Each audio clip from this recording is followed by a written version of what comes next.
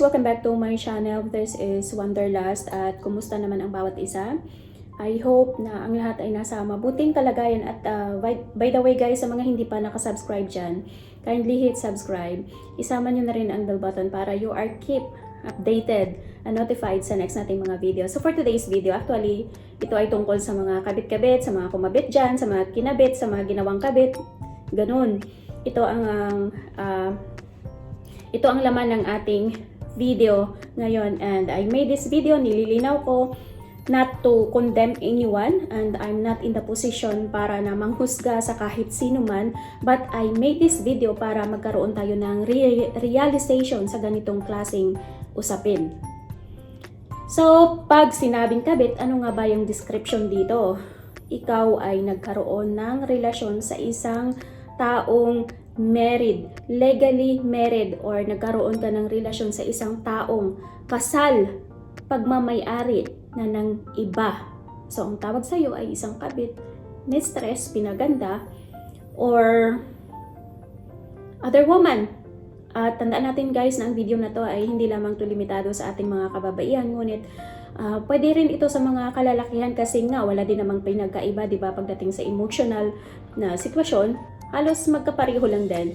At if andito ka sa ganitong klaseng sitwasyon ngayon, malamang na ang video na to ay para sa'yo. At bakit nga ba, ang isang tanong dito ay, bakit nga ba nangyayari ang ganitong klaseng sitwasyon? It's because na, minsan guys, kumakabit ang isang tao, it's because na meron siyang nakitang kakulangan sa kanyang marriage. Kung minsan yung mga lalaki, hinahanap yun sa iba, hinahanap outside marriage kasi nga hindi na naibibigay ng kanyang asawang babae. Malamang yung affection, minsan hinahanap sa iba, yung validation, hindi na ibibigay ng asawa. So, pilit nila itong hinahanap sa labas ng kanilang marriage kaya nagkakaroon sila ng kabit. Kaya may mga cases na ganito at meron din namang tao na pumapayag kahit alam na bawal at masasaktan, pumapayag din na magiging kabit.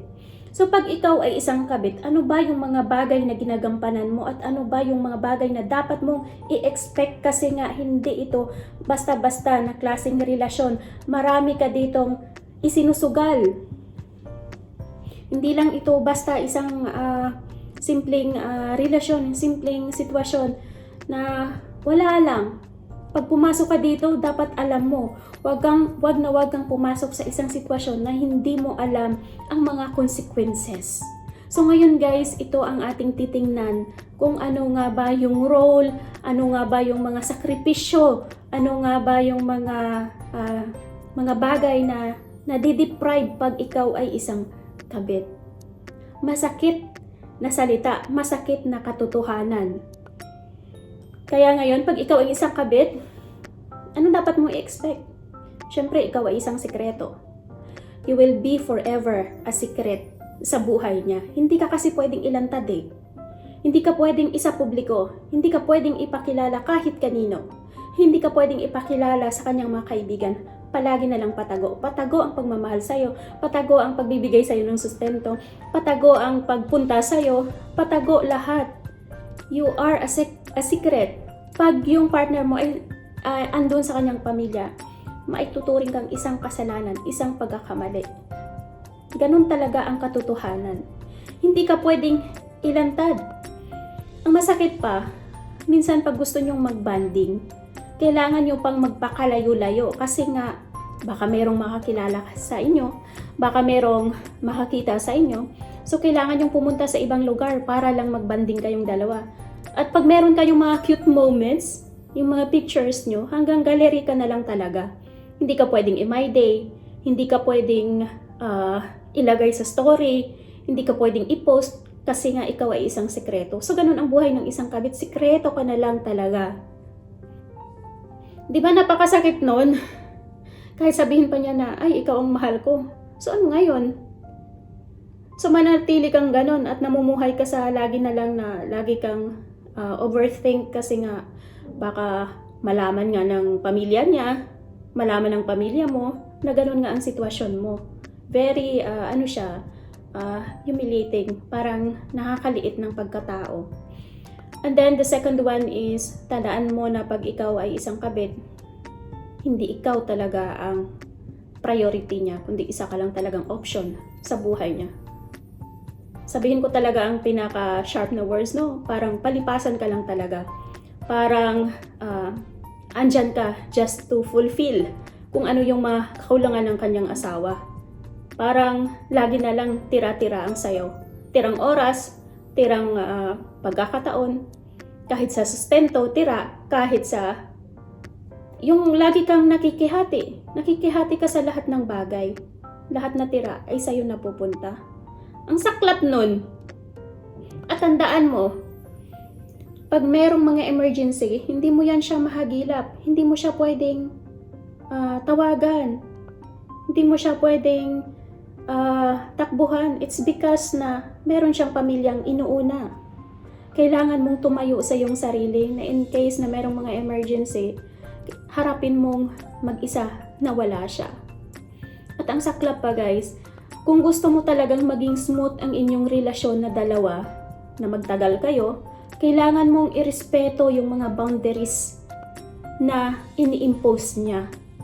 Pag andun siya sa kanyang pamilya, hindi mo siya pwedeng tawagan, hindi mo siya pwedeng i-chat, hindi mo siya pwedeng guluhin. Kung hindi, ay mag-aaway talaga kayong dalawa. Kasi nga ikaw ay sikreto.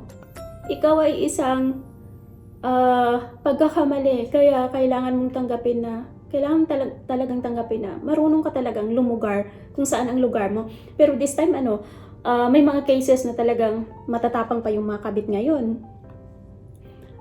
Sila pa yung mga palaban at yung mga asawa ngayon ay tamime. Pero may mga cases talagang tinatago ka pa rin hanggang ngayon. So yun ang masaklap talaga guys. Pag may mga special occasions, laging hindi mo siya kasama, palihim ka ring umiiyak. Kasi nga wala siya sa tabi mo, kahit gustuhin mo man, kahit anong iyak mo, nandun pa rin siya sa kanyang pamilya. Kahit sabihin pa niya, ikaw ang mahal ko, hindi ko na mahal ang asawa ko. Ikaw ang maghantay ka lang ng tamang panahon. Kailan yun? At maaati mo ba na araw-araw ka na lang inuusig ng iyong konsensya na alam mo sa sarili mo na mali ang ginagawa mo at meron kang nasasaktan, lalo pa kung may mga anak siya. Siyempre, marami kang buhay na masisira. So, you are just living lies sa lahat na pagkasinungalingan, yung mundo ng lagi ka na lang overthink, lagi ka na lang merong takot kasi natatakot ka baka one day matuklasan kayo. The worst scenario pa is baka makasuhan ka pa or makaladgad ka pa in public, yung kahihiyan. So yan guys ang mga kinakaharap ng isang kabit, mahirap din pero marami pa rin ang mga taong pumapasok sa ganitong klaseng sitwasyon kasi sabi ng iba alang-alang sa pagmamahal. And another one is pagkabit ka, wala kang malinaw na future sa iyong partner. Ano nga ba ang asahan mo sa taong ganyan? 'Di ba? Kasi nga legal siyang married. Tapos ikaw ay nakikihati lang. Saang sulok, saang anggulo man tingnan, wala ka pa ring kalaban-laban. Wala kang kalaban-laban sa legal na pamilya. Oo nga, dyan, kasama mo, paminsan-minsan. Pero, wala din namang patutunguhan ang inyong relasyon. Kaya guys, ang masasabi ko lang na, I know, sabi ko nga kanina, hindi ako nang husga. Ay, alam ko na pag tinanong ko kayo, kung ano yung reason nyo, may kanya-kanya kayong rason bakit kayo napunta sa ganyang sitwasyon. Pero sana lang na makita natin yung katotohanan, ma-realize natin kung anong sitwasyon tayo meron ngayon. Huwag nyong hayaan na gamitin lang kayo ng ibang tao just for the purpose na to fulfill their fantasy. Bigyan nyo ng kahalagahan ang inyong sarili. Value yourself. Alam nyo guys, malawak ang karagatan, maraming isda sa dagat, at hindi lamang siya. So huwag mong panghinayangan ang taong isang kamalian or nagbibigay lang ng matinding sakit sa'yo. Alam nyo guys, sa pagiging kabit, walang happy ending yan. Wala talaga. Worst pa, baka makasuhan ka pa or kung ano pang worst scenario ang mangyayari sa'yo in the future.